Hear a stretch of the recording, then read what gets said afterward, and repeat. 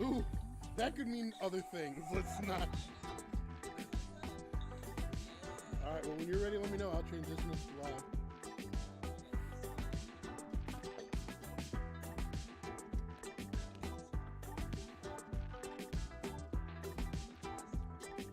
Hey-o. Alright. Oh, let me remove that.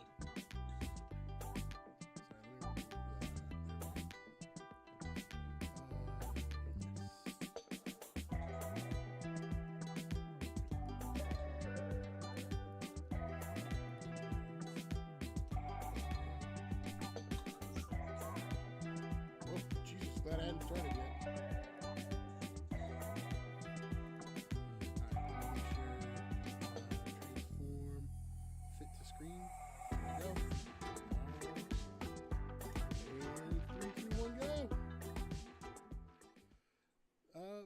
Hey everybody. Welcome.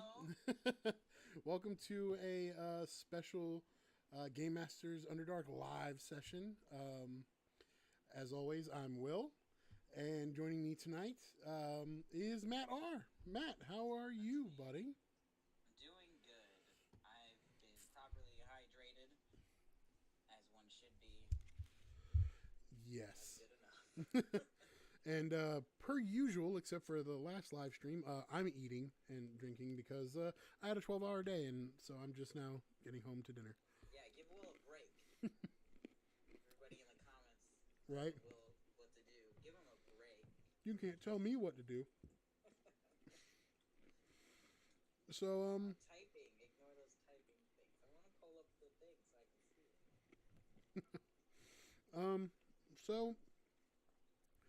I know the title says Brainstorming Session 1. But this is, of course, if you've watched any of the actual play, not our first obvious brainstorming session. But we decided we kind of wanted to give you guys an insight, some insight rather, into how we do this. With 3 GMs, Matt H was going to join us. Had some stuff come up, but so a lot of times it is though just 2 of us, either me and Matt R, Matt, the 2 Matts, or usually a little more rare just because of work schedules. Sometimes me and Matt H, although that's usually because we're waiting for Matt to get home.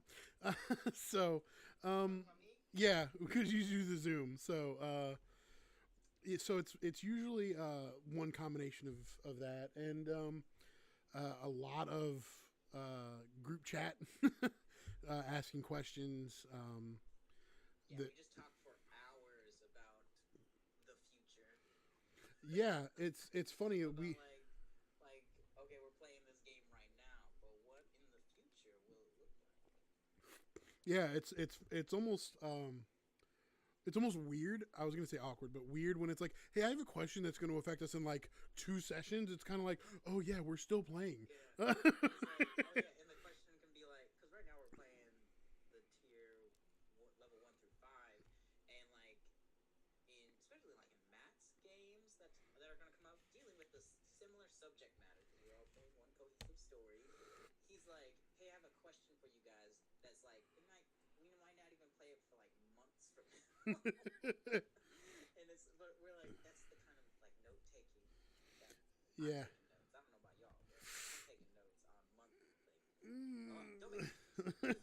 Well, look, that's why I started up Discord, because now that's why I'm like, we can just put it in there and we'll pin it. Like, Yeah, we got like 3 things going right now.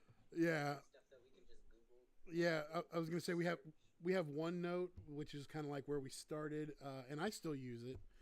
We have our group chat, which is in Facebook, and then we just use Discord literally for, it's like, hey, let's just throw this in here, so if we need to come back to it, we can. All to talk about our massive story of a game and just try to connect dots so it seems like it is all one world. Because we're all separately making things, but like we're slowly being like, oh, and what you've made can be cool on my side of something over on my side of the world. Like, I love that idea. And that's what we're going to talk about today. Like, adding things to other players' games and things like that. Yeah, and the one thing I think you guys will notice, because obviously games are usually just run by one person, is that there are going to be times where I'll have a question for Matt, and some we don't reveal big plot points, but there are times where I'm like, hey, I'm thinking about doing this, Yeah. and I need to know how your characters would handle that. So it's usually, I think part of it is, while we do take notes, Matt more so than me, mostly because I'm usually eating, but I say take notes, but it's like, yeah, but we purposefully don't take a lot of handwritten notes. I realize, because we don't want to. At least for me, I don't want to remember this conversation later. I want to remember I want to remember the things I need to know. So if I'm like, hey, how do your characters handle this, or what do you think about this? Cool. And you've asked me that question, but it's like I'm not taking notes because it's like you said we could. yeah. This thing could happen months from now, and I don't want to be able to be like, oh, me and Matt talked about it. Ooh, here, I know it's coming. Yeah, Like, I would say, like, no. you bring up something being like, I kind of want to do this in my game. Yeah, same. I don't really take notes on what you're saying because, yeah, what you said, most of it I'm just going to forget unless it is written down. So I don't write it down unless specifically, like, when you say, and I want this in my game, and then I go, oh, I can build off of that, like, almost even hint at it in my game. What is that sound? I don't know. That's live. This is live. It might I be don't me. know where that sound's coming from. I think it's my cat. But I don't know where she is. Anyways. Yeah, and so like yeah, anyways, that cat Distracted you. So yes, but we're go gonna ahead. be talking about what kind of influences, and that's what I was gonna say. That I think streaming this live and talking about future events that our audience would see in games is different because you like we technically will be spoiling things, but the point is we're gonna be vague enough, and it also is gonna build up hype. If you want to see something, we're gonna talk about it, and like months down the line, you'll be like, "Oh, there it is in fruition, right there." Fruition? Did I use that right? I don't know. I don't think so, but we're gonna go with it. That's something too. Is that like even while we're playing, I realized in the first stream, I was like, I completely misused that word, but you guys went, I get it.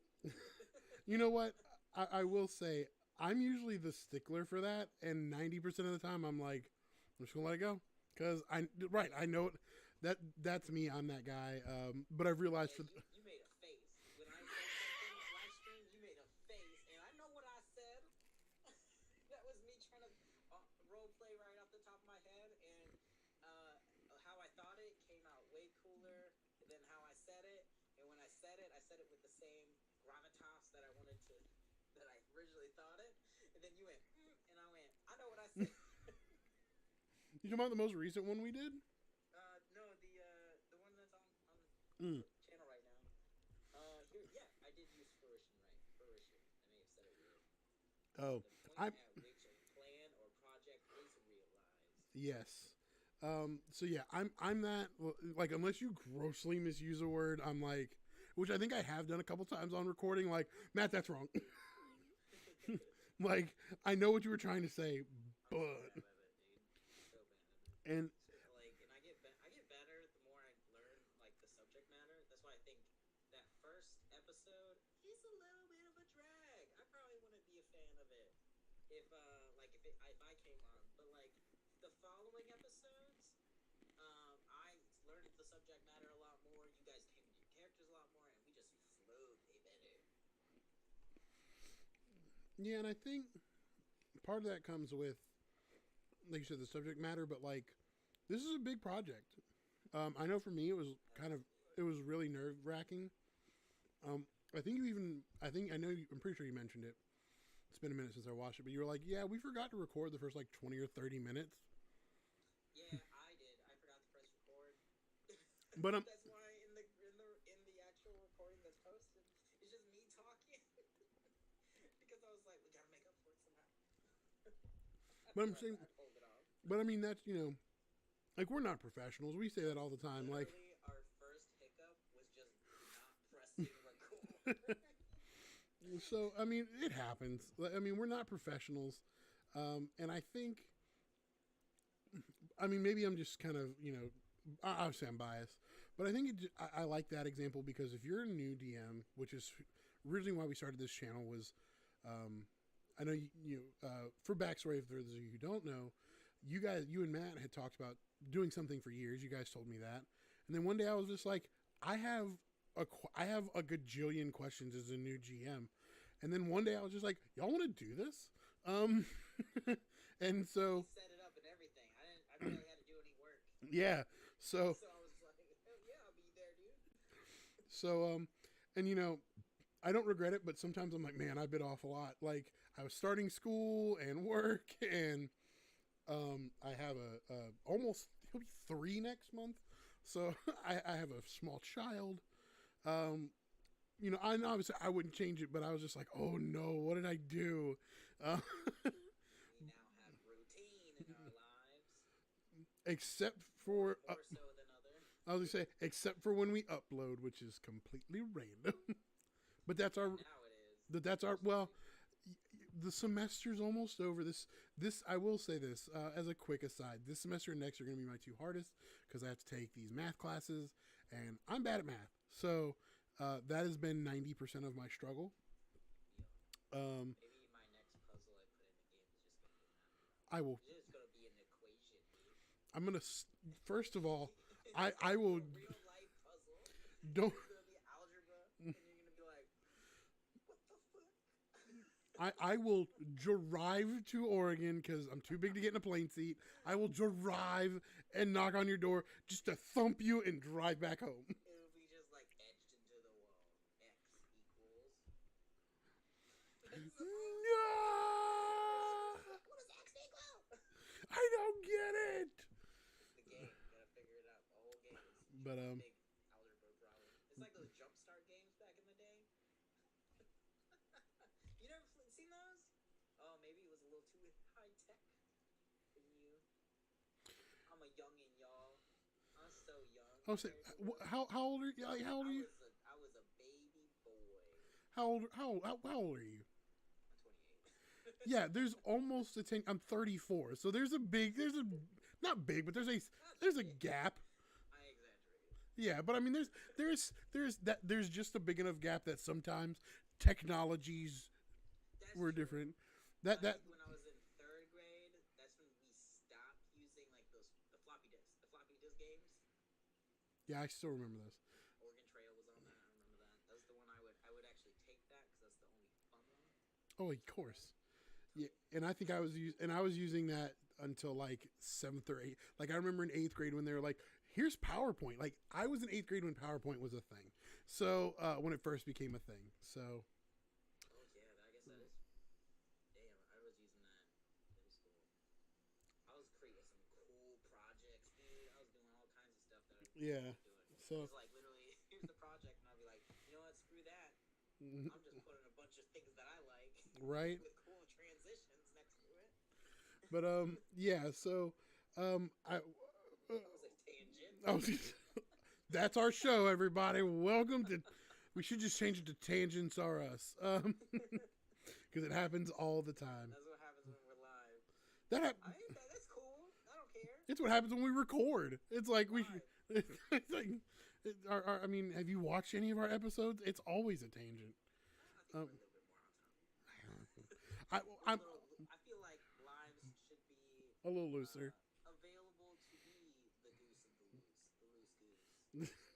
Yeah, I mean, I do kind of usher us. I don't usher. That's not. Yeah, I kind of like usher the conversation along. Like, all right, next thing, let's go. Yeah, you kind of look like Usher too. A little bit. Move. The Usher of the group. I'm calling it. Just run with it, dude. I'm going with it. So you. We'll tell Matt when he gets back. Yeah. Well. Yeah. So just to start, you almost asked me this off air, but I stopped you. You said you had a big question for me. What's going on? I almost asked you. I have self-control. I was waiting. I have a question. On-topic question about the game. So this is, I don't know. Let's give some what's the word? Information to the crowd. This is how Context. we're gonna start our brainstorming process. So I think that our game is great, and I love love how it's going so far. Only one episode's out right now. Second episode I'm currently editing. But so the questions that I ask, Will, we're gonna have to give a little bit more insight. I think because I mean we already know so much about each other's continent, but like if people watching this want to know more, it's gonna go right over their head. So we have to give more insight to things when we mention it. Maybe Okay? just a little, not too much. Yeah, yeah. Like it's fine. Like what I'm about to bring up is what I call the stampede. When we originally did like what D&D races are on what continent, um, out of the I don't know how many did we get? 16, 15 each. I think we got. And then we added on to it after. So like each of us have unique races that come from our continents. We didn't go into it. We haven't gone into it in our announcement video. We didn't go into it in the first episode. You can kind of get hints at who's from where in that first episode. But yeah, so like big ones for me since my place is the land of giants, Galaril. I literally Googled who's the tallest races. Then I went in the line and just picked everybody that I could who is tall because I wanted everybody there to be just like this massive size. The biggest ones being the Goliath, and then I think Centaur following that. But that said, three of them I kind of grouped up and allied them together. And it's called the Stampede, and these are a group of races that grew up on the eastern shore of Galaril. They are the Loxodon, the Satyr, and the Gnome. And these three came to be like very close when it comes to culture, very similar. So their communities just naturally came together. They're called the Stampede specifically because eventually down the line of history they charged west, and when you go west, that's when you get into the Solomon Forest, or not the Solomon, the Solemn Forest, and Solomon. that's actually currently where the game is, in the Solemn Forest, where many of these communities from north, west, the central area, and south and east all came together. And the Stampede came late, and so that's why they're called the Stampede, because from other perspectives, other races, and other communities that were already centralized in the middle of Galaril, suddenly they were being rushed by elephants, goats, and well, gnomes riding both. And so that's the Stampede for you. And I wanted to bring that up to Will because they are the most animalistic when it comes to like nations and tribes and stuff, and also how your continent's all animals. Spoiler alert. I wanted to. See, it's not really a spoiler because you mentioned it in the episode. And I so know, I know. since your continent's all animals and the Loxodon are elephants and the Satyr are like half goats, I wanted them to be very sympathetic to and they're also on the eastern coast. So like that's a big thing. That's the closest place to your continent. They're on the eastern coast, so I wanted them to be very sympathetic to Mutiaran. That said, this is a build up to my question. First, I'm going to ask, do you think that, well, I guess it's not a question. I'm going to propose this to you, and you Okay. tell me, like, do you vibe with that? Like, Okay. can we do this? Okay. I think it would be cool to have a lot of the Stampede, specifically the younger generation of the Stampede, to actually be already in Mutiaran, helping them with causes. I have it set up to where Loxodon would be wise diplomats and fierce soldiers with a focus split between aiding nations with like diplomacy or with really anything they need when it comes to like diplomatic things, and also on the being on the front lines, so they would have that focus split between the two. Whereas the Satyr would be bold tacticians and adaptive healers, and they would be primarily just on the front line and planning with the generals and chiefs and whoever's in charge of attacks and defenses and stuff. They would be the gnomes, on the other hand, I have them set up to be fearless sailors and with brilliant sense of direction, meaning like they always know where north is, Right, right. that kind of thing. And so their main focus is the safety of civilians. So you have them like not part of the war, because I remember Ozat saying that he's looking for a naval um, offense of some kind, or naval defense kind of Mm-hmm. tactic, and I was like, I can't have the gnomes be that already, because you've already established that you need that. So like, it wouldn't make sense for them to already be that. So I was like, what if the gnomes specifically, since they're not the most terrific fighters, they're more sailors. What if all they are to the world right now are like these key extraction points? So like, if a place is currently under attack and there's a gnome knot ship right off the coast, you get to the gnome knot ship and they'll be able to sail you north like right away. So you have like these people doing that, and Ozat, I think played really well into that right in the beginning of the very first game. You have Ozat on a gnome knot ship heading to Mutiara, and so I think them being that, helping the citizens just get safe to safe places would be great. So what do you think of that? Would you want that kind of aid in your content? I definitely think I do. I think where it becomes difficult is you've kind of intimated that we're close to wrapping up your tier, Yeah. and so there's not really, unless we do it sometime within the time jump, which is possible, obviously, unless we set up something during the time jump that says like, hey, this happened. It's As in what? like as in like we got that aid somehow. This is what I'm thinking. It does. It's no. This aid is not connected to Galero whatsoever. The biggest thing about the Stampede is that they do not believe in the kingdom, so they are coming to Mutiran on their own accord. Each one of them. They're not connected to any allegiance. Right.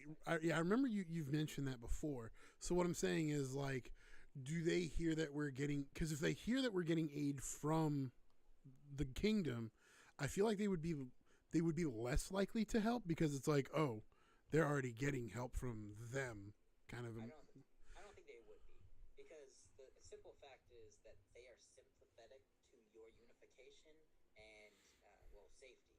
So you getting aid wherever you need it, I don't think would bother them too much. It's my second question that we're leading into that would bother them. Okay. So if it like, I guess I'll go right into that second question. If they are like just welcomed into the community and like almost just as like not even cell sorts, just volunteers, Uh-huh. just volunteers here for the aid, and they're nice people. The Stampede is supposed to be very nice people. Um, all they want is you to achieve your freedom and also like just again be safe. That kind of Right. Right. Right. and so that said, though, my second question, and this is where the spoilers come in, because I'm gonna have to say this because Will already knows. And if you're watching the the stream, the live play, and if you want to be spoiler free, maybe skip ahead, and I don't know, maybe we can put a time thing in here. Yeah. Yeah. But That's what I should be so taking notes on is when to do that. But we can do it in post. yeah, Uh, yeah, I'll figure it out. But so my question is, at the end of tier 1 through 5, which we're wrapping up now, the revolution will have started. Quinlan will be right there at the precipice of it, leading it all, right? Okay. The king and the kingdom and stuff will fall during tier 2, and Okay. so like kind of off camera. That'll happen. Right. Right. Okay. Might do like a cold open or something just to remind the viewers like that's what's happening over there. But that said, excuse me. That said, when that happens, my question, let me pull it up real quick. Oh. If the aid of the Stampede is currently happening when the revolution begins, many Stampede members will actually want to leave Mutierin and go to Galaril to support and protect their families. Because Galaril and the Kingdom of Lauren knows that the Stampede is a problem, and it has been in the past, so, like, they're kind of a target. Okay. So, that said, you will lose a lot of your aid come second tier, so, like, that happens. Creating, like almost a power vacuum would happen in Right. certain cases. So, question. My phone keeps going to sleep. Question. Realizing that they will lose part of their aid, can certain Mutieran nations suppress that information from Stampede members? Suppress what? Like, The information that the revolution's happening. Because, like I said, the Stampede is disconnected from Galaril.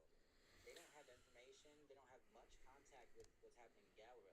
The only contact they have is from the normal kind of information that's already given to Mutieran people. Now, that said, it might just so happen that that kind of information doesn't reach certain parts of Mutieran, you know? So yeah. certain members of the Stampede will just naturally not know. Other cases, though, it is possible for that information to travel to Mutieran states and be shareable to the people, but it's the people that are in charge of that information that have to weigh. If I tell my people, suddenly all the Loxodon that are on the front lines will retreat back, leaving our front lines open. And it I like this idea, and that's why I'm proposing it, because Yeah. it creates a natural tension between Galaril and Mutieran to go forward in the future. Yeah.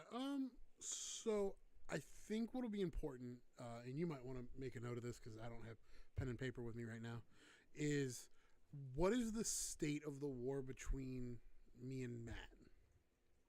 Meaning, if like he has said that he wants the war to still be on, which is fine. But I know we've discussed, like, okay, it could be on, but are we in a ceasefire or is it still, full bore? I think that question is really. How do you guys figure that out? Maybe we look, man. That's why I don't remember. I take notes from my stuff. I I don't take notes well. I know. That's So play with it. so What I if it's in a ceasefire? I think if it's in a ceasefire, and when we start, I think we've mentioned to the 10-year jump. I feel like if it's in a ceasefire, it's because we're at a point where we can more or less defend ourselves. So it would be like, hey, look, if anybody wants to stay, you can stay. If not, go. But if it's like, no, we're still very much like day-to-day bombardments and the whole just war, then I feel like it would be a toss-up. And the reason being is, again, I'm going to go spoilers because we're not there yet. We don't have a centralized government, period. We are a bunch of independent nations. Yeah. So I wrote a little bit saying, because I did figure that. I did take that into consideration. Yeah. That not every nation is going to suppress information. Some nations might be like, oh no, Johnny needs to know. Yeah. Just because they are, again, probably more sympathetic than other nations.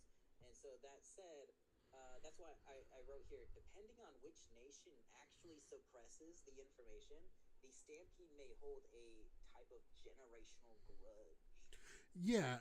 To that specific nation. Yeah, because there are,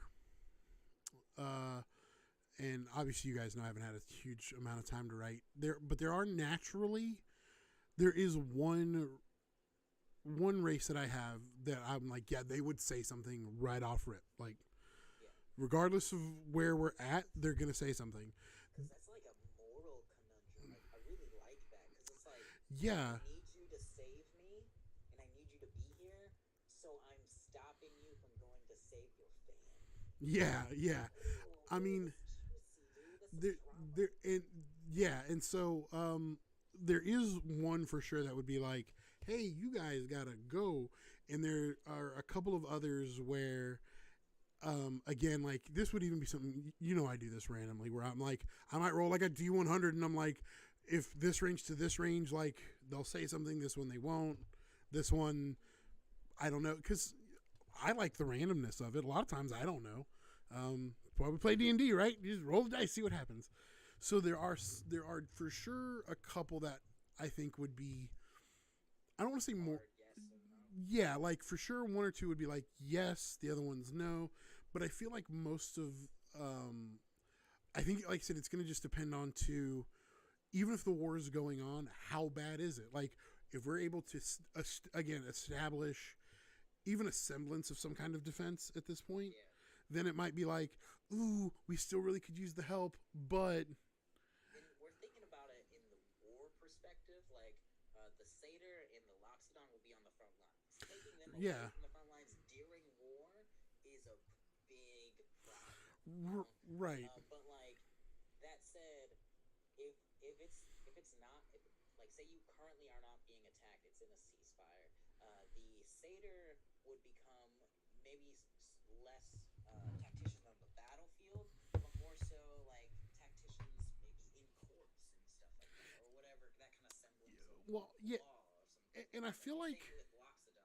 And so when you have this idea of like they are helping the powers that be do certain things with diplomats and trade and this kind of stuff, when they're helping stuff outside of war, they're still very beneficial. And you might have certain leaders being like, they're helping me get a lot of money or get a lot of power and influence. Maybe I still don't want them to go, even though that we're not at war. Yeah, and I think that'll be. You guys know, because I've told you this. I already started to kind of hash out like who my big bad is going to be and some of those things. I think once I have a little bit more concrete, like then I can be like, okay, morally ambiguous. They're good. They're not, and kind of like you were saying, just because a group even just says like, yeah, leave. There may be nefariousness behind it. There might not be, like so. There's always that. That's why I kind of like that. I like your idea because, and I almost like it from an out of war perspective more. Because in war, you kind of know, like, look, man, we're gonna do what we got to do. Like, we're protecting ours. Like, justified, but like again, it's like I would say justified with a very grain of salt because you are still like infringing somebody to leave. You're impeding. Impeding is the you're infringing upon their right to leave, but you're impeding. But you're impeding their actual leaving. Sorry, I did it. I did the thing. Right. I mean, I feel like we were both kind of right. That's why I apologize. I'm sorry. This may be something to take to Matt about this. I like that out of war perspective is almost cooler. Hash that out. Yeah, I'm sure we did. I'm probably even. I have a whole backpack that is full of like paper and notes. Oh, shoot, I got my background up. I forgot. So, I held up a backpack full of notes. Viewers, I know in episode 1 and the announcement episode that we made, Muti Aaron and Sundo Gakri, Will and Matt H's continent are at a terrible war. They're fighting each other head to head. Yes. It's bad. My continent, Galaril, is really funding both sides. Yeah, right. Playing it. And that said, that's what we're talking about. And so when we actually switch narrators, so when Will becomes the narrator after me, after this whole level 1 through level 5 phase happens, Will take over.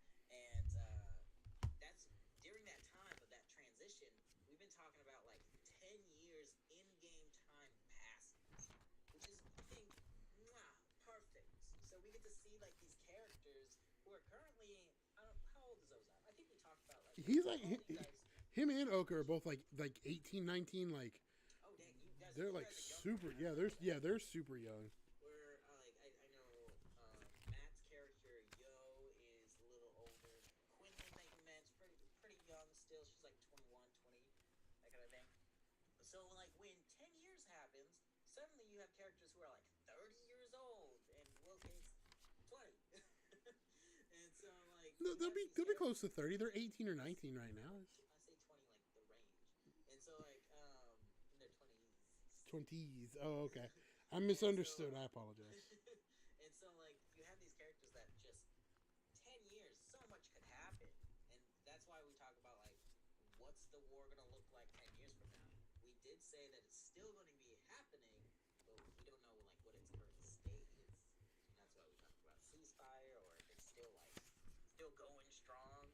Who knows? And Matt and Will have to sort that out because it's their continents in war. Right, I'm looking through all my notes right now. Trying to. I'm sure we. God, did I write it down? I'm looking at a hard no. I did not write that down. Hard no. Yeah, write that down because I know it was brought up last time we had a big talk. It's been brought up like 8 times because I don't write anything down and I don't remember, and that's why I write everything down except apparently things I need to remember. So yeah, that's on me. But I really like the Stampede being over there. One, because I know you wanted Loxodon already. the And only animal race I didn't get. I took it away from you because I was like, oh, it's big. Like literally, that's the I was like, only I like the reason. giant over there. We didn't talk about like why the Loxodon are over here. Did you want to share that? Or is that later? I don't. I feel like I still want to implement that. I just don't know how. Do we want to talk about it? Like right now? Yeah. We'll bring it up. We'll just sprinkle it Yeah. on. So without getting too into it, there were humanoid races on my continent. Those who speak a foreign language, specifically German, might catch the word.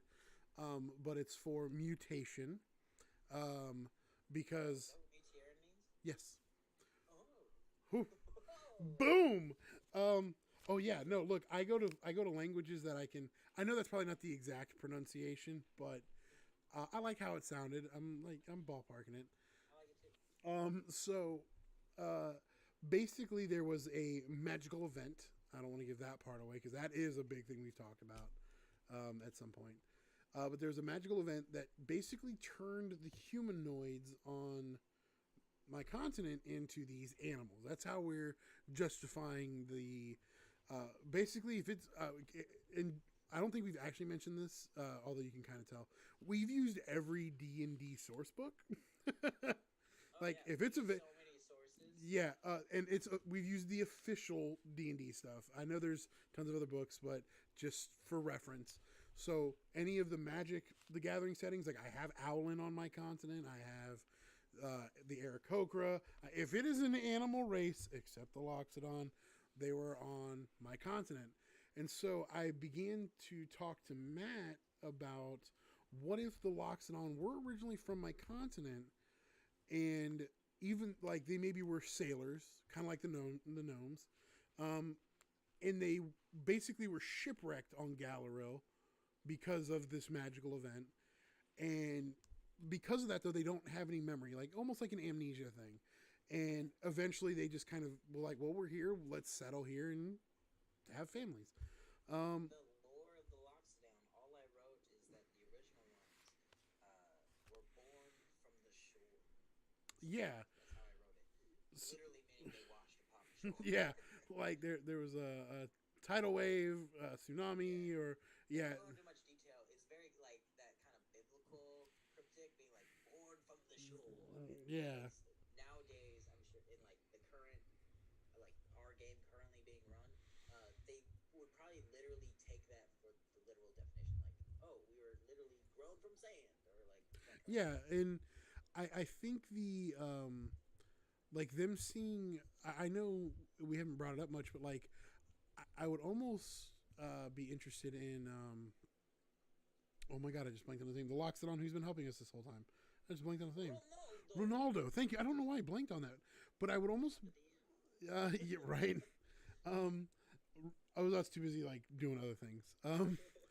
But it would almost be interesting because we haven't seen him react too much to seeing like other animal kind of races.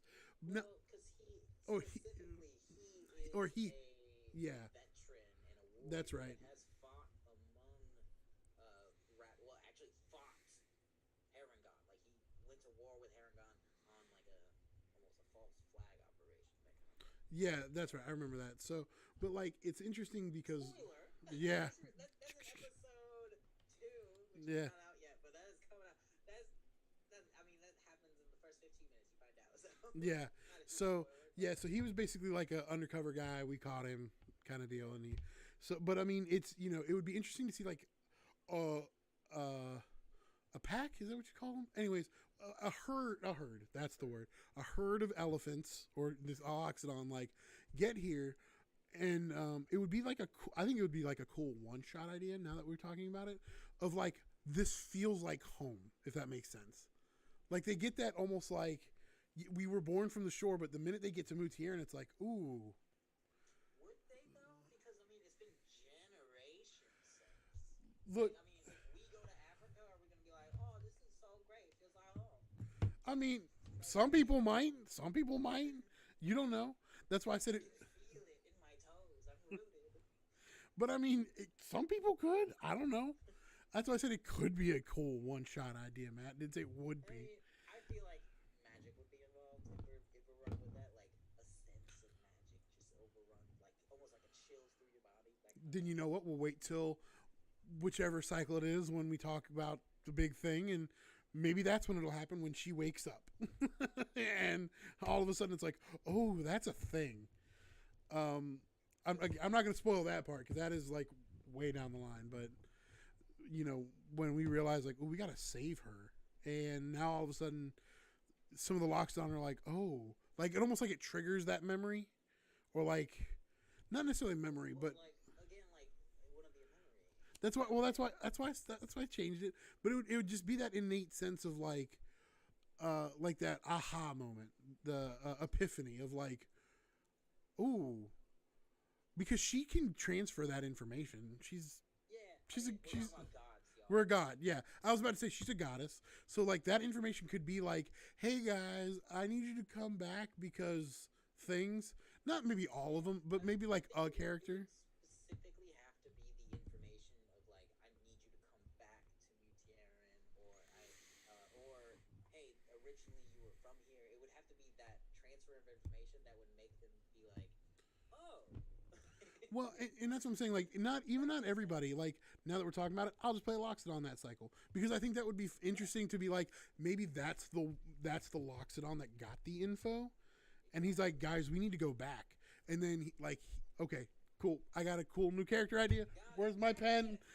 brainstorm, Woo! brainstorm strikes again. Let me get. Where's my pen? I have two backpacks. I have to go through everything. There we go. While you grab that, I was just gonna reference you playing Loxodon, like which is again a race that is originally from Galaril. The Loxodon specifically, originally from Galaril, my continent. You playing that, allowing you to kind of take a narrative and wind it into your world, I think works really well. I wanted to play well, not an orc. I wanted to play an orc so I can kind of do the same thing. Take a specific part of Matt's lore and really just weave it into Galaril. I'm gonna have to talk to Matt about that. That's why I wanted to talk to Matt. That's why I wanted him here. Right, right, I right. was like, I want to play an orc, not in this genre. By the way, everybody, we have multiple genres on the line. As time moves forward and each passing of the torch of narration moves, it's gonna be 10 years, 20 years, 30 years. Eventually down the line, we're gonna have like a whole new what's the word, age to play in. So I think our next stage, right now we're doing medieval. Our next stage is Renaissance and like the age of discovery, that kind of thing. Mm-hmm. What's after that? Oh, we had like a Wild West game after that. Pirates. Well, no, pirates. Oh I think wait, is is it Pirates first? Pirates. Yeah, because we're doing basically medieval. I think the first two, basically, between yours and mine. Well, the third one is gonna be the pirates, I think. That's no. Oh, are we talking about cycles? Oh yeah, I'm talking cycles. You're talking Yeah, tiers. I'm talking. No, I'm talking. Okay, this is where terminology. We try to get this right every time. No, So you try to cycles get is this right every time. no. Everybody does. Cycles is literally a game 1 through 20. Right, Right. There's three of those within a genre. but I thought that the third one was gonna be pirates. The third cycle, that the one that Matt's doing, that's primarily Matt's. No, he didn't say that. Third one's going to be the villain campaign. That I remember. And I then thought that that was the leads pirate one. in. No, he didn't say that one. No, I because thought that's what he because said. he wanted that third one to be his villain game, and then he would run the first cycle in the Renaissance genre. Okay, maybe I did get that backwards because that was his, and I wasn't taking notes on that. You're just getting excited about the pirate game. You want it right now. Have you? That is the one campaign I've been wanting us to play because Matt teased a pirate campaign when we first started playing together, and I already have my character built 1 through 20. I already know what he looks like. Dude. I have. I know you did want to be a pirate in the evil villain game, and I think That might have been what it was. I got yeah, super excited for pirates. I have it set up right now. I have currently privateers in the game, literally like the precursor to pirates. Like that's coming, right? You know, that's on its way. And I think your evil villain character in the third cycle of this genre could almost lead right into the pirate game. You know? Yeah. Well, no, it would be Renaissance, but you would be like almost like the first real independent pirate. That'd be dope. That's a legend in its own. Well, I know you. I know you and I have also discussed some things for that game with our characters working together. Yeah, I know we talked about that gonna too. be good. It's Gonna be gonna be good. real Cause good. like I'm gonna go all out with like God Emperor. Like I'm gonna try to do that. Like really establish for the Renaissance world uh, a sense of like almost evil law. Like and so much so like when we play the Renaissance game, it's gonna be a law that is so abundant. I would hope like abundant throughout Galleril, and so much so that it would seep into Mutiran and Sundogakri, almost just with individuals, not necessarily like ruling Right, right. phrases, but like individuals will seep into those continents. So you would have characters that like are good people, but representing laws that like are That's like kind of sketch. gray at best. Yeah. Yeah, yeah. Because like I think we talked like 500 years or so passing in between of these, and so Yeah. like you have a country that probably Galleril that would be established on some real messed up laws, but like 500 years passed throughout that, the laws would be like slowly watered down into something a little bit more nice, a little bit more nice, Yeah, less colonization, more so just trying to coexist. I kind of like the idea of the. I don't know. I'm playing a pirate. All right, that's all I care about at some point. I'm gonna be a pirate. Um, so I know I've floated a few other character ideas for different things, um, but yeah, I think that's one of the nice things about the way we're doing this too is like, we haven't necessarily taken any races off the table. Sorry, That my was me. That was my foot. no, that was my printer that just the spool. The spools. Yeah, something's going on. It's weird. But I like the idea of like we haven't necessarily put any of the races like off limits, but it's always like, hey, can this work before I go doing this? Because I know I've toyed with the idea of several different character things, even in this cycle, that may come to fruition, may not.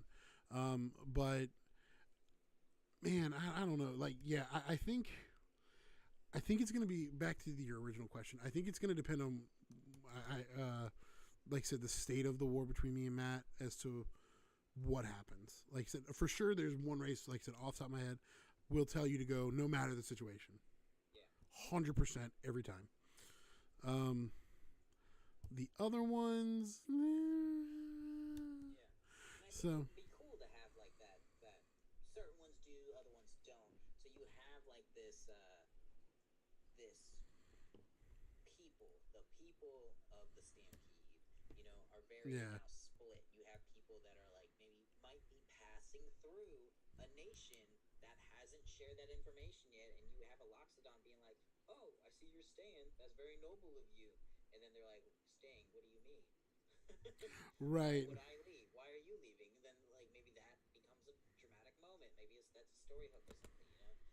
yeah, for And sure. so like there is that because that information's so different when it comes to certain nations. It just kind of creates a breathing world where you have people just learning new things at different paces. Yeah, and I think too that part of that is going to be, um, even if like say we still like, oh my god, we need them here. Um, a lot of that is still going to be just like anything else, politics. Who's aligned with who? Like these people might be like, we really can't. Like, we want them to stay, but their allies are like, no, like they need to leave, and Right. so there's. I already have some of that. I've already alluded to some of that even in my cold open that I did. And So that not everybody's on the same page. and even that me saying like, hey, well, there's a lot of the Stampede, Loxodon, Satyrs, and Gnomes on your continent or around it. When we play your tier, you would be in control of them. You know. Yeah, So that said, you could have like maybe even some of the Loxodon are possibly part of the decision to be like, don't tell anybody. Because we played a game. Slight spoiler: we played a game where Ronaldo tells a Leonin, Oka, don't tell anybody. This is a bad political decision, and yeah, that's how they play. So like, if you have a Loxodon that's near power, that is allied more so with the nation than they are with their family back in Galaril. Maybe they don't have one back in Galaril. They're that sense of like I need to do what's right here now is gonna take over. They're gonna be like, don't tell my men. well, and part of that, and just kind of building off of that, is if we are saying like a ceasefire, how do we know some of them haven't brought their families over? Like, hey, we like it here. Yeah, that's true. Like, I mean, less You have likely, but build going off of that actually, that that makes sense. If it's a ceasefire, I would say some of them would call their families over, be like, it's safer over here. Come this way. We've held it down this much. So I would say that's a good idea, especially right now. Why the Stampede is so young in Muterin is because they are like right now they're at war and they need the most healthy and the most physically fit ones here. That's why they're like you have like 20-year-olds and stuff over here right now at war. The older ones, Ronaldo, he's like I said, he's a veteran. He's an older Loxodon. He's scarred. He's beat up. He's rough. He's old. He's in Gallo right now because that's technically retirement for him. yeah, And when you Ozod and Yo coming to him, then almost creating a problem around him has, and you've seen this, has like revitalized him and like yeah, to a certain point where he's just like I'm right back at war, and it's un, unfortunately right where he feels at home, and so like that's his whole play. well, yeah, and that's what I'm saying. Like, say, and I mean, obviously, if the ceasefire is like fresh, like they're not bringing anybody over. But if it's been like, hey, it's been like 3 or 4 years and everything's cool, you know, I could see where some of the Loxodon, like you said, the younger ones especially, being like, hey, come on, let's like come on over. Whereas, like you said, yeah, maybe some of the older ones are kind of like, I'll see him when I get home. Like, Yeah. like I'm not in a rush to get, I'm not in a rush to uproot everything and And it's the Loxodon specifically, and this would be for your story. The Loxodons that grow old in New Tieran would probably have a more jaded sense of like duty, I guess, of duty. And so like imagine Ronaldo staying at war and then staying in Mutierin. He would no longer be like kind of like the happy father figure anymore. He would be hardcore yo. Like yeah, that he would be the same thing. And so like you have young versions of them right now, like they're right now in my tier, level 1 through 5, very young versions. When we get to your tier, you will have versions that are like 30 years old, maybe even a little older, that are like in control of the young people. And those chiefs and people like calling shots, those people probably are going to be a little harsher than the young soft-eyed yeah, soft-eyed satyrs and stuff. And so like you would have a little bit more pushback when it comes to like, should I tell the men, should I not tell the men? yeah. Because I feel like the hardcore guys would be like, "We're here, we're fighting, let's do this," and Exactly. the younger ones, They literally are fierce warriors and wise diplomats. And so like, and I mean, kind slight spoilers. Ronaldo in that one scene where the body was saw, he literally was like, "We can't talk about this because of morale." He was focused on that. He was like, "If right? anybody finds out about it, suddenly we lose our forces and we're weakened." And like literally taking that ideal and putting it in the perspective of what I just brought up, they would think the same thing. If we find out, if my men find out that their family's in danger across the sea, we're going to lose morale on the front lines. Yeah, Yeah, and like it's like that's some real shit too. yeah. And I think that's definitely something to consider. So that's why I know me and Matt talked about it, and I know we brought it up earlier. I'm pretty sure he just said he wanted the war to be ongoing, but that doesn't mean like a ceasefire can't be in effect. Like, Yeah, because I feel like if we bring in this naval force, whether it's even to act as just a blockade, you know what I mean? Like, keep them from getting to us. Um, like once we've kind of reestablished ourselves, it's almost like they have to take a ceasefire just because it's like we're not we're not able to accomplish the goals we originally set out to. yeah, And now they're a warring country, but even then, at some point, tactically, you'd have to be like, let's regroup and see what we can figure out. Um, and I kind of want to pitch that to Matt. I'm gonna write that down while we're talking about it. Uh, especially if a new player is set into play when you have your naval force that Ozat's helping bring over. Like if Ozat gets that help, that's a game changer. Where I think the opposition, the the offense of the war, which would be Matt's continent, would have to be like, okay, we got to rethink something. well, and it's funny because I just thought about like I know who my big bad is, but I was like, Yeah, what's motivating him for this? And that actually brings up a good point that I can bring to him for why, like why we should be at a ceasefire, because it's it's gonna like motivate them okay, to to uh to be like, okay, cool, we'll take the ceasefire, but hey, I got something for you, which goes into a thing that you and I've already discussed, which is coming up in a future session I know about already. Um, see, I already forgot. Should have been something I don't forget. yes, the frog people. Oh yeah, okay, So like, yeah, you got frog people on your I got frog people, but what I'm saying is, if we can get a ceasefire, if I can convince Matt at the ceasefire, that ties into how that becomes a thing. gotcha. So it's all Yeah, it's all here. for the viewers, like when we are actually playing the game, what I've been doing since I'm the only one that's DMing so far, we haven't gotten to the next narrator.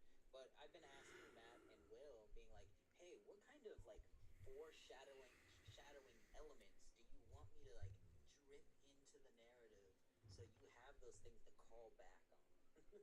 And for Will, he wants some frogs, some froggy boys. And so I was like, I know where I can put them. Will doesn't really know where they're gonna pop up yet, but I got a plan for them where it's not gonna be like, oh, this is why they're here or whatever. They're just gonna show up, do their thing, and then kind of drift away. And now if something happens, like if they're like maybe interrogated or something, Will has a character Ozan from Mutiaran that would be able to give some exposition, but that is only if his character sees and interacts with the Grum, with the little frog people. But if it doesn't, then it's just another character that happens and we pass by it. And then only when we get to like Will's game will we find out what's going on. And it's that kind of foreshadowing that's going to be very exciting to when it happens. When we get something like that, I'm going to love it. Well, and that's why I think when we get there, that's going to be one of the better examples of how we work together, because it's like all I've done was like, I need you to just put them in here. And I think the last time you and I talked, which it's actually probably been like a week, we've both been really busy. But I was like, hey, like you just said, like, what about this? And you're like, well, you might interact, you might not. And I'm like, cool. If we do, I just need the opportunity for like you said, that exposition. I think I specifically asked for that. I was like, but only if that happens. Like, I'm not trying to have you tell you how to run your story, but it's like you said, it's that foreshadowing of like, hey, to make this work, I kind of need this. Yeah. And like, just mention this, or just make sure that this race is around. yeah, and I think that's really all I did. I was like, hey, I don't know. I think I specifically remember saying like, I don't know what your plans are, but something might get said that brings this up. And you were like, yeah, the scenario I have, this could happen or that could happen. You didn't give details. And I was like, oh, that's perfect. That's all I need is the opportunity to exist. Now I can, since I know that specific part of your story is like rife with spoilers, so you won't get into too much with it. Yeah. But what I can say for a better example is that's why you actually, with the idea of like having the Grung on my continent and you just bringing it up and mentioning it, that kind of thing, that gave me the idea for having the Stampede on your continent, because I was like, in the future, I have a plan, I have a thing Yeah. that I want to do, but it's not like a huge story element, so I won't go into it. So, Yeah. Whereas mine actually is. I'm like, ooh. Because, spoiler alert, if you didn't watch the very first live, where it was solo Will, I did a book review on the Game Master's Guide to NPCs, non-player characters. And that was where I actually got the idea for my villain. I was looking through the book, and I was like, okay, I've got like some of the more exotic races, so I knew I wouldn't find a ton in there. Although I did find more than I was anticipating, which was great. But one of the NPCs I found, I was like, yo, this would be so cool. And I think I told you guys that like that night. I was like, guys, I found him. Like, I got my guy. I know who he is. And, obviously you guys were like super supportive, obviously. And it was like, this is my guy. And, I reflavored it because we are streaming and everything. So I didn't want to, plagiarize that character specifically. But there are aspects of him where I was like, I think if you've read the book, you would probably be like, oh, that's probably that's based off of this guy. Like, but he's also unique enough that it definitely doesn't follow exactly, and that's kind of what I wanted. Was he inspired my character? But I will say that I also took some inspiration from Seven Deadly Sins, because I love the anime. So like there's a character in there where I was like, yo, that kind of works with what the duplicitous nature of the individual I'm working with. And so I was like, yo, this works. Like, this is cool. So it's one of those, like, if you look hard enough, you could probably see where if you know the references, where they come from. But I also was like, ooh, I have an ally for you guys that, not really a spoiler, but Um, she's probably she's gonna make a few appearances for sure. Um, because of the nature of that character. Again, I was like, ooh, I like how the book wrote her, but like I've expanded on the background and like why she became who she became and things like that. Whereas the book kind of just gives you like a baseline of like, hey, here's the individual and like stuff that a DM would use. And again, spoiler for the video, but like I like that it just gives you something to start with, which is what I did. I took different aspects of that I was like, I like this, I like this. Cool, I'll implement those, but let me write this character out, and that's what I've done for both of them, and a couple other characters that I'm working on. That yeah. So sorry, What I I was wanted, rambling again.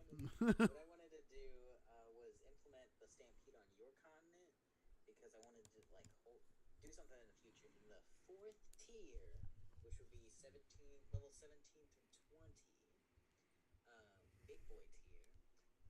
I think it would be cool to have the almost the fallout of the revolution start to happen. So like the revolution will happen at the very end of tier 1. Then is currently going through tier 2 and tier 3, both you and Matt's game. It will be like in full civil war. But that said, during that time you have people of the Stampede finding out at different points that full on civil war is happening. Even uh, even our main characters, I think, would not know the full effect of this war until they get back there. They might hear stories about it. They know the revolution's happening, but they don't know how bad it's become. Right, right. I So get what like you're saying. the whole world's been, I mean, the whole continent's been fractured, and so like tons of people are currently fighting for power, and they don't realize how bad that is. That said, that's why I really wanted the not the Mutieren, the Stampede on Mutieren to give you something to like kind of one allude to my the future, allude to the future, and so in what's in your game, I would probably ask you to be like, hey, maybe have a Stampede member um, bring up this, and what it would be is like what I'm trying to find the word almost a subdivision of the Stampede, almost like a splinter group of some kind. They are specifically called. I have them called a name, which is the Rose the Rose Vulture Circle, and they're essentially just a gang, but they are a gang of Stampede members that are actively against their people being lied to, being manipulated, that kind of thing.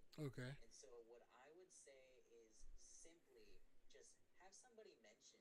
They don't even have to show up in your game or anything. Just have them mention. Just be like, "Oh, we don't want you to wind up like in the gang of the Rose Vulture or something like that." Just like a simple throwaway line because they are a problem to like to the nations of Mutierin and stuff like that. Right. Because I wanted that to happen because essentially, and what we're gonna find out is when they show up, they are like Robin Hood. They're like the Robin Hood gang and the Merry Men. Whereas like the governments and like townspeople might, well, the townspeople would probably see them as heroes as they did Robin Hood, but like the people in charge, like the 1%, Yeah. those guys would be like, these guys are a problem. They literally have it written right in there. They only have two rules. One, steal from the comfortable and kill the insufferable. That's it. They only have two rules, and they are self-governing. They don't have a leader or anything. They are very much so just like a gang. But they are really going to show up in tier 4 when we get to when you get back to Gallagher, Right. Right. because Right. this is where a lot of them that have been lied to by their own people or by nations in Mutierin have come back in force. So now you have not just it is Robin Hood and his merry men, but like it's a lot of them. It's a lot of merry men, and so they kind of act as their own faction now, and they will stalk the world and again steal from the comfortable, kill the insufferable. Right. That's it. And so like in the sense of a massive civil war happening where lords are fighting each other, it would be a big callback to finally see one, to see, Will, this is what I'm doing. This is you. This is for you, my man. It's going to be a Loxodon rogue that's hiding in places, dude. That's the Robin Hood. Yes.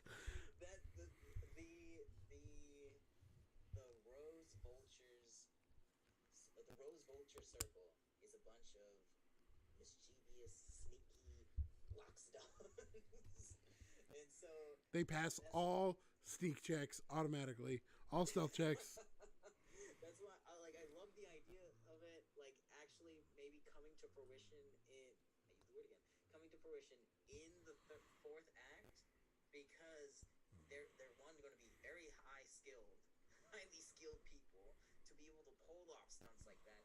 And again, back in Galleril, where trees are that big to hide them, and they can be in trees that big to hide it. It makes sense. So for context, for those listening and watching, I floated the idea a couple months ago of playing One thing that we fight about all the time. was I wanted a Lox. You just gonna hold on? You just gonna take my pizza, bruh? My nephew just jacked half my pizza. Only live. But yeah. Sorry. Back to the story. I floated the idea to Matt that I wanted a Loxodon rogue. But I wanted to be like legit. Like if I roll like whatever I need for a stealth roll, he hides, and Matt's like, "Do you know how big Loxodon are?" And I was like, "Yeah, he's an elephant. I get it." And when he asked me how it would work, I was like, like in the old school cartoons where it's like you go behind a tree and it's like you disappear, but like your head can pop back out and then you just go and you like. And Matt was just like, "No, I won't do that." So, like we half-heartedly joke all the time now. It's like, "Oh, what? You just gonna hide like a a Loxodon?" And I'm like, "Yeah, that's what I want to do." And so that's been a joke for the last few months of like, I just want to hide a big elephant. Like, I don't care if we're like in the middle of a street. Like, oh, he rolls whatever to hide, and there's some boxes. I care. That's why my solution to that was, yeah, you can do that, and if you do succeed, with the disadvantages maybe, if you do succeed, then simply what it's going to be is that you are like almost out of frame completely. You are not behind boxes. You are like in a dark, shady alley, completely out of scene, but you can hear, you can listen, that kind of thing, and that you're still getting the information that you need to gather. You were just gone. Like that when you were like, I'm in the house and I roll for stealth in the house. I will be like, you stealthily get out of the house and next to an open window. You're not gonna hide in the shadow. It's a big house. So this idea though would be cool because you can mention from the Loxodon's perspective of other Loxodon. You can mention which being like, what are you gonna do? Be a stealthy Loxodon? You're not part of that. Part of the. It might even be like almost folklore legend. Like you're not part of that. You know. Oh, like in Skyrim, how the that one group for the Thieves Guild is like, yeah, like that's not. Like that. I forgot their name just now because I'm super tired. Long day, but yeah, no, Matt, that warms my heart. You like that idea? I love the idea. So like that, all I need from you, and is kind of like what you gave me with the grung, is just let the name drop somewhere. Let somebody know about the rumored thieving Loxodon. Let somebody know about it, and because of that, maybe they use it as an insult, or maybe it's just a campfire story. Just let somebody say it, and so when it happens in the fourth tier, the characters are like, "Holy shit! You're not just a bedtime story," that kind of thing. I have it now. This goes back to a character concept I wanted to run. So I'm not going to get too into it because I still have to figure out the details. Lightning But to strike twice in the brainstorm. it did. So remember how I was saying I wanted to run like a Kung Fu Panda-esque character? Oh my god, I remember this. No. Stop. Listen, give me a minute. Let me get there. What if that's the Loxodon who like joins the party at some point? Like he's like, I want to be a member of this group, and everybody's like, dude, they're not real. And he's like, I believe they're real. I could roll with that. Like, maybe, like, yeah, in your game, set that up. Yeah. Him being the one that's real, everyone would have been like, dude, this fake. Elephants can't hide behind trees. And, like, you bring that up, and then back in the 4th tier, dude, like, you'll find the leader there, who I already wrote out. This one's super badass, super cool. But then he's gonna be like the Robin Hood of the group, like super dope. But then like you have like the panda come out and be like, "What's up, guys?" And he'll be like, But no, but like I'm gonna make him a Loxodon. Like I'll play the character I wanted to play. I'll just play who. like another lock. Yeah, he just comes out. He want to be a panda. Yeah, you're right. But like, You have him come out. but like, because like I think it would be cool just to have him for that, like just through my like 6 through 11 or 6 through 10 or whatever. Yeah. And then like at the end of it, it's like, hold on, my laptop's about to die. But like at the end of it, he's like, all right, guys, it's been really fun, but now I'm gonna go find the group. And like he said, sail to Galleril, and everybody's like, whatever, dude. And yeah, like we get back there. You know what I would love? What? Here's a thing you can drip in there. You know, say yeah he like moves away, like he's sailing away, dude. He's literally leaving the group, and even like while he's leaving, he's like fumbling something in his hands, and he's just like, they can say they're not real as much as they want, but I know they are. And he has like a little symbol of them or something. He's the only one that has like legit evidence that they exist and are on Galleril. It could be whatever, dude. But like that would be that would be like the drip, the biggest drip. Like they exist, but like only the viewers would know, and us, of course, as players, we would know. But everybody else in the world would be like, it's just a legend, it's just a myth, you know. But like he is the fortune hunter. He's going after. And his backstory just came to me. Boom. How he gets it. Matt, I want to thank you for letting me play a Loxodon Rogue. Exactly. Like, and that's what we do. And ladies and gentlemen, this is what the brainstorms are for. We just talk about ideas, and then we find out those connections and make cool stories. I'm making a note now. Make a note. Yeah. Loxodon Rogue build.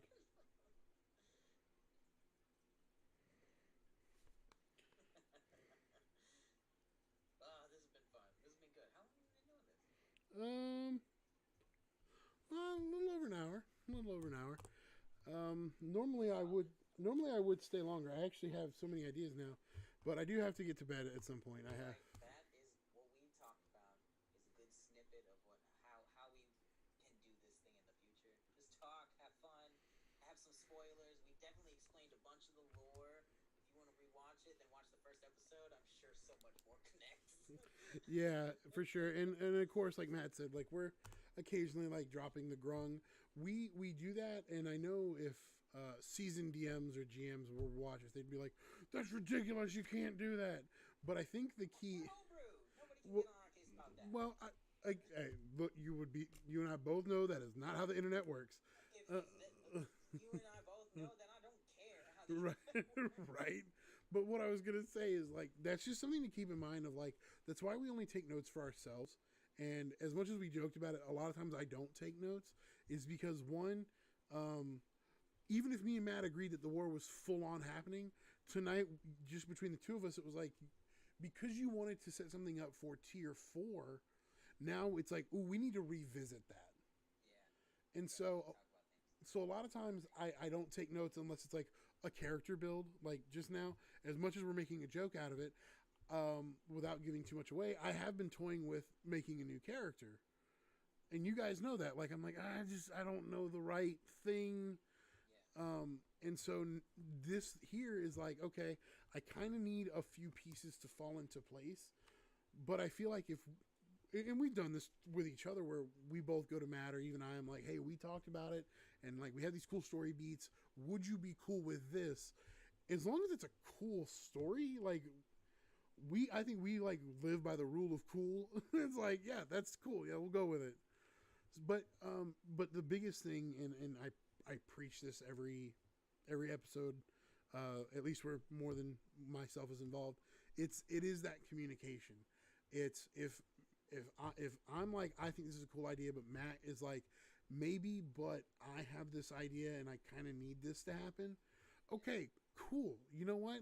I can, I can probably still find a way to make this work. I'm sure I could, but now it's just, yeah.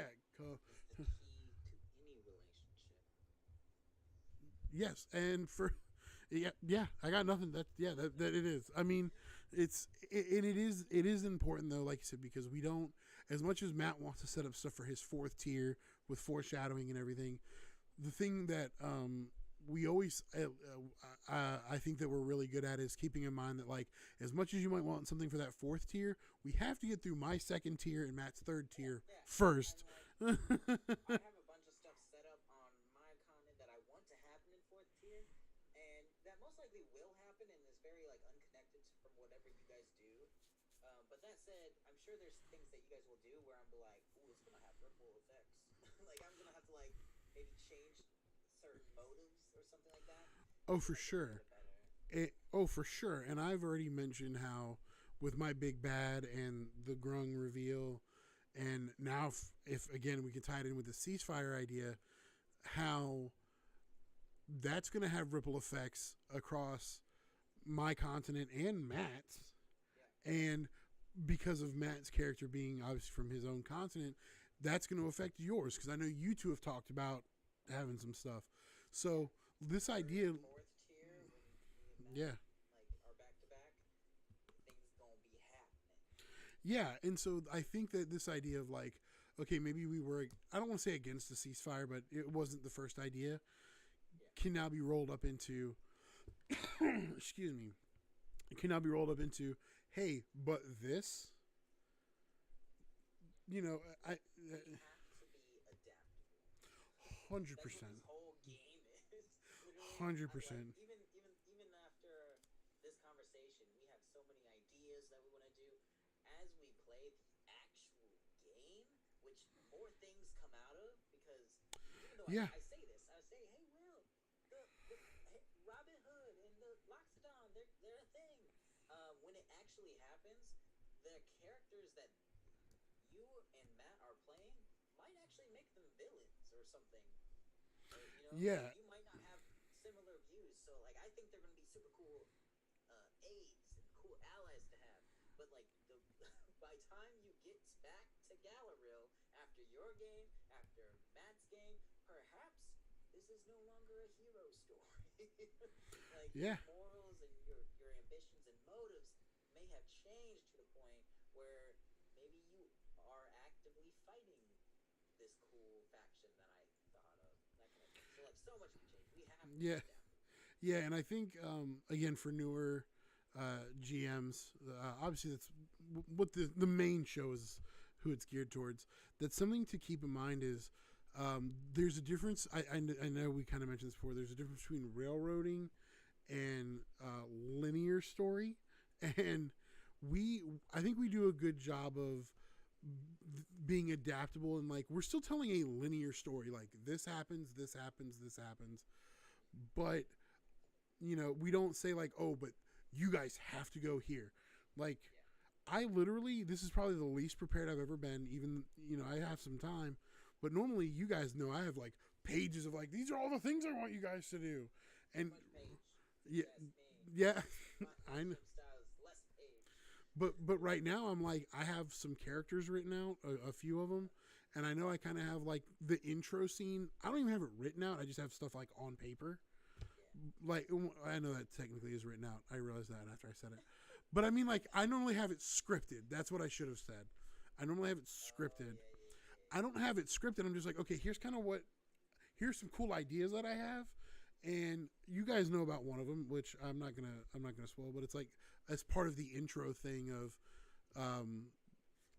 celebrating the characters and getting help and whatnot.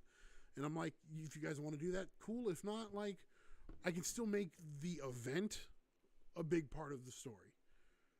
And so but like, you guys could be like, no, I don't want to do it. Okay, fine. Now I have to like make up what happens when you guys aren't doing it, or you guys could decide to participate. And I'm like, okay, well, now we got some skill checks to do. Like, let's do this. So. For most DMs, the idea of like, this is where the story's gonna go, but like how it gets there, it's that freedom of D&D that everybody loves. Yeah. Not even tabletop. Yeah. And I think, back to my point, thank you for getting me back on there. As a new DM, it can be, and I fully admit this, and I've told these guys this, like, it's kind of terrifying at first, at least for me. It was terrifying because I'm like, but if you guys don't do what I want you to do, then the story might not be good, because it's not what I'm not the best improv person. Yeah. We all struggle with that. At one point, my very first game that I ever played, somebody was just like, somebody said, I want to kill all the guards. And I went, no, you can't do that. But then everybody else in the party was like, yeah, we should kill all the guards. That makes sense. And I went, you can't do that. And saying no is not a problem. But also, they wanted to play a game where they kill all the guards. I think nowadays, if they want to do that, I would let them do that. And we would just play that game now. And it's that, you have to be adaptable to what your players want. Yeah, 100%. And while we probably will do this, I think it's the nice part about being able to edit, and Matt is a much better editor than I am.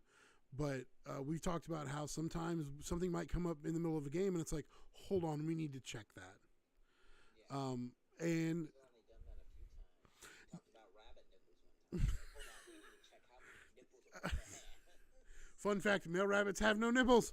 Some rabbits have no nipples, we've learned. But like, that was something like, it was an RP thing, but it was like, it was one of those like, I don't know, maybe the like all mammals, like some like, male dogs will have them, and it's like human males have them. We're like, yeah, that's what it is. And then we were like, I literally stopped the game and I was like, don't talk to me for about 5 minutes. I need to go figure this out. And like, I just had Matt do a solo thing with other Matt, and I was just like, in the middle of their monologue, I was like, by the way, male rabbits have no nipples. And like, I that was a game. That was a rough one emotionally. That I remember Matt saying, "Oh wow, we're really trying to make this like really funny," because like that was a really dark moment right there.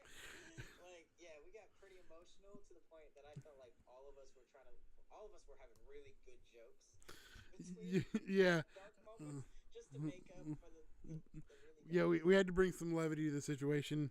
And I don't care what you guys say. I think I won with male rabbits have no nipples. Like, that's a good episode. it really was. But yeah, like, so, but don't be afraid if you're playing with your friends. It's why you have the books, or I always say this, not a sponsor, but D&D Beyond, or whatever resources you're using. I don't hesitate to be like, okay, guys, you don't want to like bring the game to a screeching halt.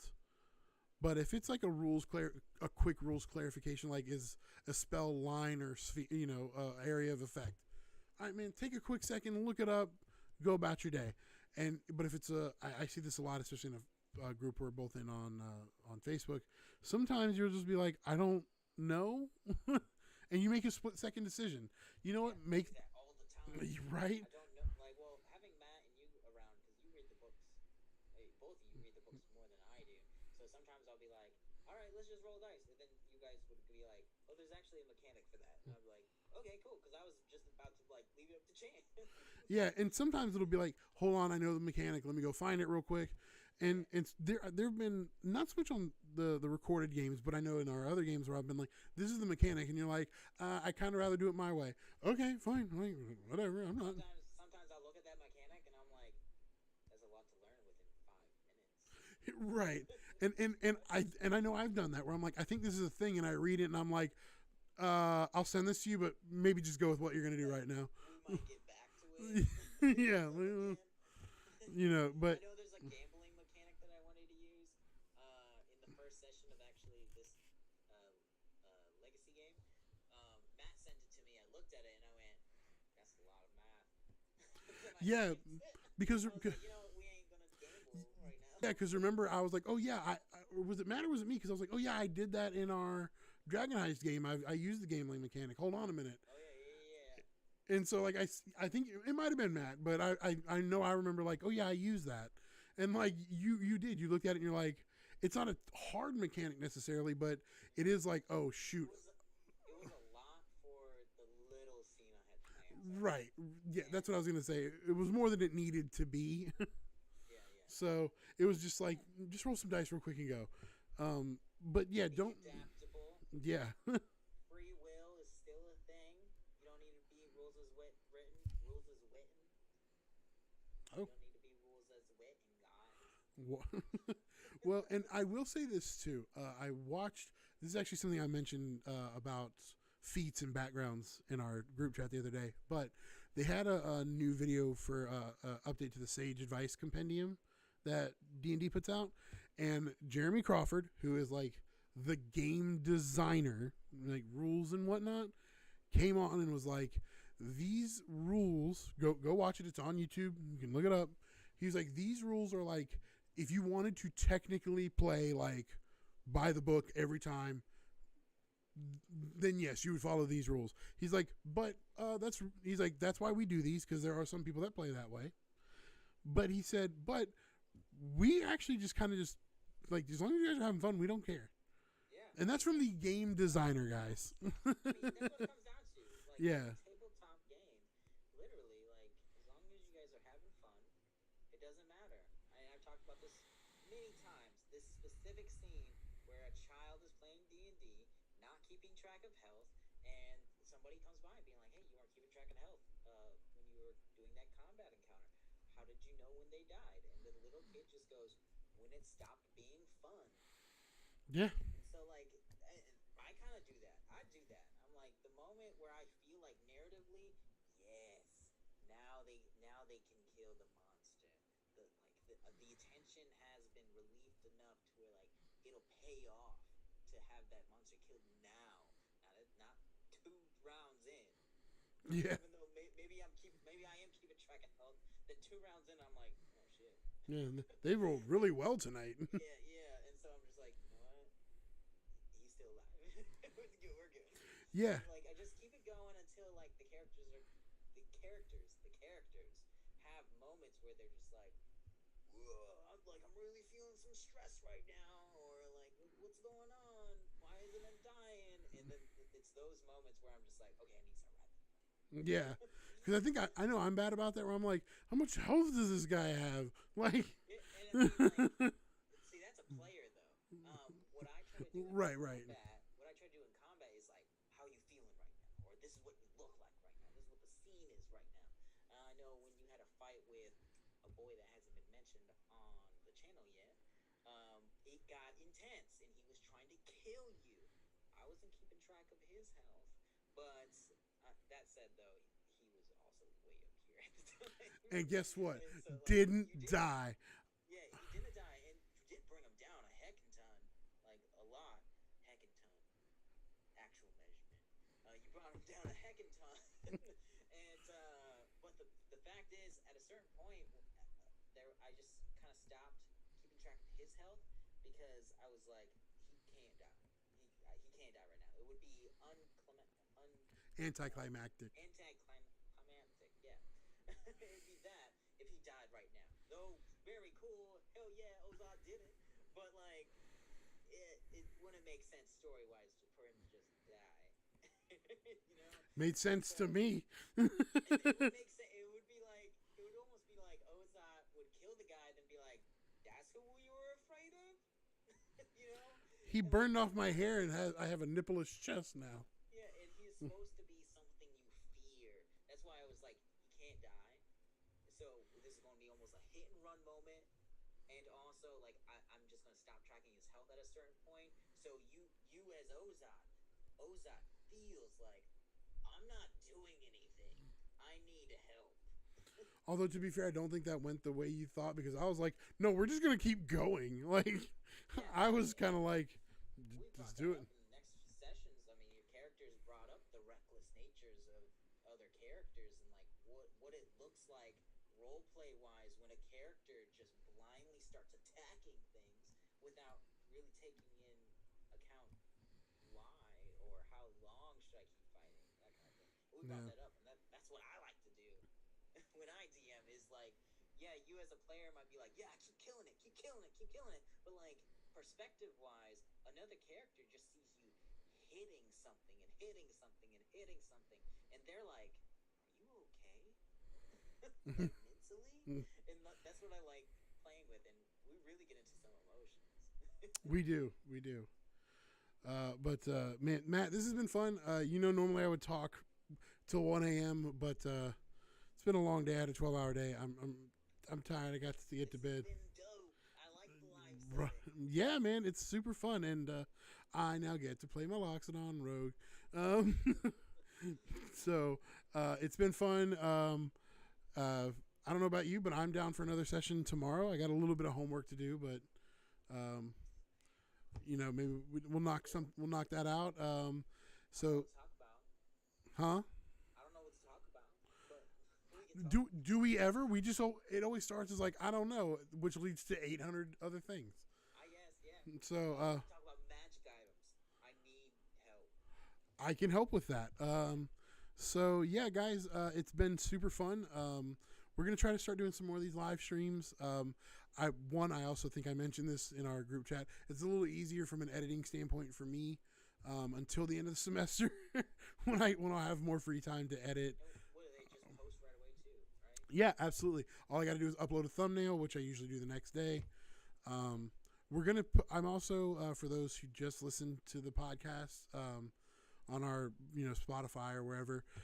Even these sessions I'm gonna upload just so you guys can have them. Very cool. That usually takes a little bit more work, mostly because I have to free up a lot of space on my computer to